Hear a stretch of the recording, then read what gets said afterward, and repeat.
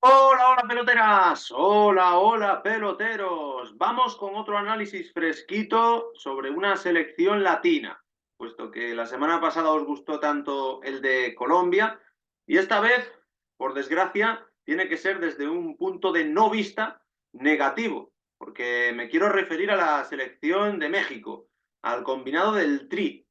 Y además viene muy a cuento también porque sabéis que en estas fechas hay muchos amistosos de selecciones, como el que disputó mi Españita contra Colombia el pasado viernes, el que jugará mañana contra Brasil, pero también hay otros torneos en Centroamérica, como es la Liga de Naciones de allí, que se ha llevado Estados Unidos contra la selección mexicana, en un encuentro que ya es un clásico, que por ejemplo en los últimos 3 años se ha disputado 7 veces, porque son los dos equipos sin duda alguna más fuertes de aquella zona, y además tiene el aliciente extra, no solo de que México sea un equipo latino que siempre va a tener más lazos de habla, de idioma, de conexión cultural con nosotros, sino de que son dos equipos que en 2 años organizan el Mundial, el primero con 48 selecciones. Así que conviene echarles un vistazo, y a mí los Yankees me caen mal, los mexicanos me caen bien, pero quien gana son los Yankees.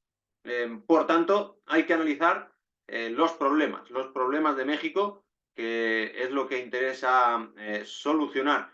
Hay que comentar que esta idea ya la venía yo rumiando desde que vi ayer que se jugó el partido de la final de la Liga de Naciones y que ganó Estados Unidos por 2 goles a 0, con goles de Tyler Adams y de Gio Reyna, los futbolistas del Bournemouth y del Borussia Dortmund, cedido al Nottingham Forest, dos que juegan en la Premier League. Ahora ahondaremos sobre esto, pero además de tener yo esta idea, vi un análisis de la secta deportiva del que he cogido algunas pinceladas. He agarrado algunas pinceladas, ya sabéis, en México, lo de agarrar y demás. Bueno, la mayoría de ideas son de mi propia cosecha, pero es cierto que me apoyo en argumentos que dan en la secta deportiva, que es un canal de fútbol argentino y que aquí seguimos bastante desde que nos lo recomendó el amigo ecuatoriano Marcelo 7. Todo queda en Latinoamérica. Y hay que comentar, para empezar, que este triunfo de Estados Unidos sobre México por 2 goles a 0 no es un caso aislado, como diría cierto doctor español en la época del coronavirus, sino que van 7 partidos seguidos en los que Estados Unidos le mueve el piso a México, le gana el partido o como mínimo no lo pierde, entre amistosos, clasificatorios o finales de la Liga Norteamericana, que creo que antes he dicho Centroamérica. Bueno, me habéis entendido. Me refiero a Norte y Centroamérica porque es donde está la CONCACAF. Es el organismo que agrupa a los países tanto del norte como de Centroamérica. Pero bueno, esto es Norteamérica, evidentemente. Tanto México como Canadá como Estados Unidos. Hasta ahí llegan mis conocimientos geográficos. El caso es que cuando ya van 7 partidos seguidos en los que un equipo no le gana al otro, ya no se puede aludir a casualidades, a excusas, a lesiones, a bajos estados de forma o a cualquier aspecto menor, sino que claramente, primera razón de por qué México no le gana nunca a Estados Unidos o por qué Estados Unidos le gana siempre a México, según como se quiera mirar, es que Estados Unidos es mejor, ya está. Estados Unidos lleva desde el Mundial 2002, cuando eliminó a la Tri en octavos de final, dando sustos, pero es verdad que más o menos México había frenado ese avance de Estados Unidos y predominaba en los enfrentamientos directos en la mayoría de momentos entre 2002 y 2021, que es cuando empieza esta racha horrenda de resultados de México, con 2 empates y 5 derrotas, de 2021 a 2024. Estas derrotas se dan porque Estados Unidos es mejor, y que Estados Unidos es mejor se demuestra simplemente viendo dónde juegan unos y dónde juegan otros. En el caso de Estados Unidos, todos los 11 futbolistas militan en equipos europeos y además muchos de estos futbolistas, aprovechando la conexión evidente, ya sabéis, lengua, cultura, costumbres, etcétera, juegan en la Premier League, muchos de ellos. Véase el goleador Tyler Adams, véase el otro goleador Gio Reyna, aunque esté cedido, también el caso de Christian Pulisic, los que no están en Liga Italiana, en un equipo que se va a clasificar si no hace trampas para la Champions, como es la Juventus, el propio McKennie, algún otro futbolista como Timothy Weah, pasó también por allí el propio Adams. Entonces, son futbolistas acostumbrados al primer nivel futbolístico mundial, todos en Europa. En México hay 7 de 11 en nuestro continente. Ahora abundaremos más sobre este aspecto, pero claro, hay 7 de 11 en nuestro continente. Lo que pasa es que algunos están pues, en el Génova, en la Salernitana. Es decir, no es lo mismo que estar habiendo jugado en el Chelsea, como Christian Pulisic, en el Borussia Dortmund, en la Juventus, etcétera, etcétera. El salto de nivel es evidente. Pero creo que antes de meter el bisturí en el fútbol mexicano y en sus futbolistas, hay que hablar del desgobierno y de los proyectos fallidos. Un dato lo resume todo, o prácticamente todo. 15 seleccionadores en el siglo XXI. 15, que sí, que algunos han sido interinos y han estado partidos contados, pero esto te da idea del caos que ha sido el fútbol mexicano en los últimos tiempos. Ya no solo desde que pierden más que ganan contra Estados Unidos, sino desde incluso mucho antes. Esto parece inherente a la filosofía de México, a la inestabilidad, a la pasión de los aficionados con la que se hace todo y con la que se vive el deporte y se destruyen cosas que pueden funcionar a largo plazo, pero que a corto no acaban de resultar. ¿Quiénes han durado más en el siglo XXI? La Volpe, Javier Aguirre en 2 etapas, y los últimos proyectos de más o menos continuidad han sido los del colombiano Juan Carlos Osorio y el Tata Martino, el argentino, que tampoco han sido entrenadores que hayan llevado a México a dar un salto de calidad. Han sido entrenadores que tenían un prestigio anterior importante, que han hecho en algún momento ilusionarse al pueblo mexicano, pero que a la hora de la verdad no han sido capaces de, por poner un supuesto, dar el salto en el Mundial del cuarto partido. Todo el cuarto partido famoso que últimamente, a Qatar me remito, no pasan del tercer partido. Pues desde entonces ya ha habido otro entrenador interino y el de ahora, Jimmy Lozano, que es el que está dirigiendo a México. Siempre empieza con mucha ilusión los entrenadores, pero se va desgastando, se va corrompiendo. Y es que da la sensación de que desde la federación, desde la pirámide del fútbol mexicano, está todo corrompido, como pasa por otra parte en muchos países, pero en México elevado a la enésima potencia con esta muestra de 15 seleccionadores para tener pruebas de lo que digo, porque encima es que los que más han durado en el siglo XXI ni siquiera se parecen. Es decir, el método de Javier Aguirre, lo estamos comprobando ahora en el Real Mallorca, no tiene nada que ver con el de Juan Carlos Osorio. No hay una apuesta decidida por un tipo de fútbol. Y esto se acaba notando y la selección se acaba resintiendo de este caos absoluto, que tampoco estamos los españoles para hablar, porque hemos tenido también muchos cambios en el banquillo, pero yo creo que de otra manera y sin llegar a esos extremos. Tercera razón que yo pongo para por qué México pierde con Estados Unidos o por qué Estados Unidos gana a México siempre en los últimos tiempos. Demasiados futbolistas siguen en México. Esto puede resultar doloroso, pero quizás desde mi mentalidad eurocentrista lo percibo de manera exagerada. Lo cierto es que a mí un futbolista que está jugando en el Tigres, en el León, en el Atlas o en el América no me da ninguna garantía competitiva con respecto a uno que esté en Europa. Incluso ya no me pongo exigente, ya me vale futbolistas como Jorge Sánchez que están en el Oporto. Sin ir más lejos, el Oporto ha estado a una tanda de penaltis de meterse en cuartos de final de Champions. Y Jorge Sánchez no ha sido titular, pero ha sido partícipe. Y esto ya es importante a la hora de marcar las diferencias respecto a futbolistas que están en una liga muy peculiar, como la mexicana, más allá de que el fútbol europeo tenga mucho más nivel que el fútbol del resto del mundo, por la ley Bosman, porque no hay derecho de retención de futbolistas, etcétera, etcétera, etcétera.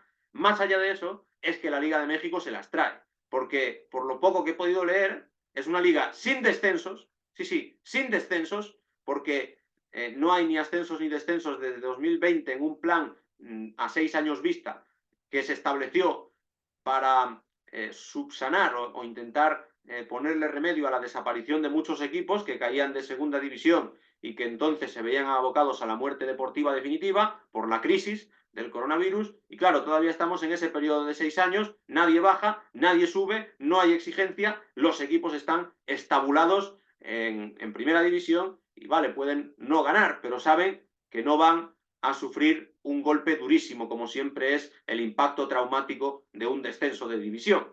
Esto es grave, pero también es grave lo de los hasta 10 extranjeros por equipo, que es verdad que tú miras las plantillas de equipos españoles y puede haber 10 extranjeros por equipo en algunos de ellos, pero también hay otros en los que no, en los que solo son mexicanos. Por cierto, en México también, como por ejemplo Chivas de Guadalajara. Pero a lo que voy es a que en un país que de verdad no tiene unos cimientos de fútbol sólidos, porque se está comprobando, por lo que estoy diciendo, que México no tiene unos cimientos de fútbol sólidos, ni desde la federación, ni desde los entrenadores, ni desde el proyecto, cuando encima fomentas la participación de futbolistas de fuera por encima de los nativos, pues los nativos resulta que se van quedando por el camino, que van perdiendo ambición, que no van dando el salto a Europa y que todo eso se junta en un cóctel explosivo que redunda en los malos resultados de la selección mexicana. Porque aparte de esto, como comentaban también en la secta deportiva, hace unos años había equipos mexicanos que participaban en la Copa Libertadores. Ahora no hay equipos mexicanos que participen en la Copa Libertadores y las que están negociando para participar en ella, aunque tampoco lo hacen, son los de Estados Unidos. Y Estados Unidos a mí no me parece que tampoco sea nada del otro mundo, porque llegó a cuartos del Mundial de 2002, pero en este de 2022 no pasó de octavos y protagonizó una actuación bastante discretita, pero siendo discretita es un país que de abajo saca a futbolistas que de repente oyes que fichan por las academias del Manchester City, como acaba de suceder con Cavan Sullivan, que en categorías inferiores prometen mucho, aunque luego no sean para tanto, y esto en México, por todo lo anterior, no sucede. Y es que el quinto apéndice, el quinto motivo por el que México pierde y Estados Unidos gana, es que la generación del bronce olímpico en 2021 no ha cuajado y no ha dado el salto. México es alucinante el montón de éxitos en categorías inferiores que consiguió entre 2011 y 2012, en los primeros 2 años de la década anterior, con un tercer puesto en el Mundial Sub-20, con un Mundial Sub-17 ganado, y con una medalla de oro olímpica, que viene a ser sub-23 con refuerzos.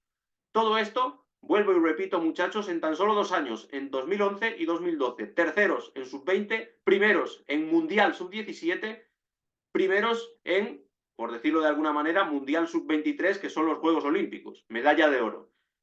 Esto pudo tener su pequeña continuidad con la medalla de bronce conseguida en los Juegos Olímpicos de 2020, que además se disputaron en 2021. Tuvieron lugar en 2021, en Tokio. Y resulta que esa generación es una generación, yo creo, bastante extraviada. No diré perdida, pero sí bastante extraviada, porque es verdad que la de 2011-2012 luego no reprodujo títulos a nivel absoluto, pero ahí estuvieron en el primer plano tanto los hermanos Dos Santos, Giovanni y Jonathan, como Carlos Vela, como el pinche Héctor Herrera, incluso un poquito anterior el Chicharito Hernández. Es decir, juntaron una jornada que garantizaba que México pudiera por lo menos prevalecer ante Estados Unidos o competir de igual a igual, siempre mirándola un poquito por encima del hombro.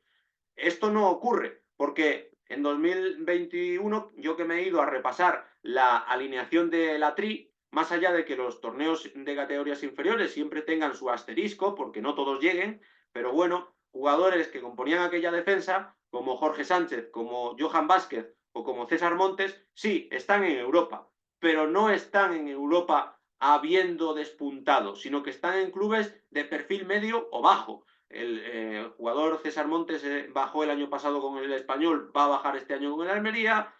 Johan Vázquez está en un equipo muy malo de la liga italiana. Jorge Sánchez está en la liga portuguesa, pero no es titular, sino que normalmente es titular un futbolista que se reconvirtió al lateral derecho, pero que es extremo de formación. Es decir, no han dado lo que se esperaba en categoría absoluta, pese a que ayer formaran parte de la alineación contra Estados Unidos, sí formaban parte del once titular, y después hay otros cuantos que consiguieron ese bronce olímpico en 2021 que ni siquiera están compitiendo con la selección absoluta, con el Tri, porque Diego Lainez, que dio el salto al Real Betis y nunca más se supo, volvió incluso a su país después de cesiones que no han dado ningún resultado al Sporting de Braga y compañía. Alexis Vega, que marcó en aquella final, ni está ni se le espera, y Sebastián Córdoba, que también metió en aquella final, pues ni está ni se le espera. En aquella final estaba, por ejemplo, el Memo Ochoa en categorías inferiores. ¿Por qué? Por el cupo este de futbolistas mayores de 23 años que se pueden llevar a los Juegos Olímpicos. Pues estaba el Memo Ochoa y Henry Martin. Y siguen estos dos futbolistas siendo clave en la selección absoluta. ¿Qué quiere decir esto? Pues que no hay un relevo para determinadas posiciones. No hay un portero que sea capaz de quitar de una maldita vez al Memo Ochoa de la portería, o un delantero que meta los goles que marcaba Chicharito. No lo hay. Y eso que en 2021 Alexis Vega hizo un gran torneo olímpico, pero no dan lo que se espera. Sin ir más lejos, es el último jugador al que quiero criticar, porque es el que menos lo merece quizás, pero el Chucky Lozano ha hecho mucho ruido aquí en Europa, es lo más parecido en cuanto a repercusión mediática a lo que ha podido suceder con Vela, con los Dos Santos, etcétera. Ha protagonizado traspasos millonarios el Chucky Lozano del Nápoles al PSV y viceversa. Y bueno, pues ahí está. En octavos de final de Champions, en el segundo partido fue suplente, lo revolucionó, pero no acabó de romperla. Ni en ese partido, ni sobre todo a nivel general en su carrera de clubes en el viejo continente. Entonces, estas son para mí las 5 causas que llevan a México a morder el polvo contra Estados Unidos de manera recurrente en los últimos tiempos. 5 derrotas y 2 empates. Que Estados Unidos es mejor, es decir, tiene mejores futbolistas que están en mejores clubes. El desgobierno y los proyectos fallidos de México con hasta 15 seleccionadores.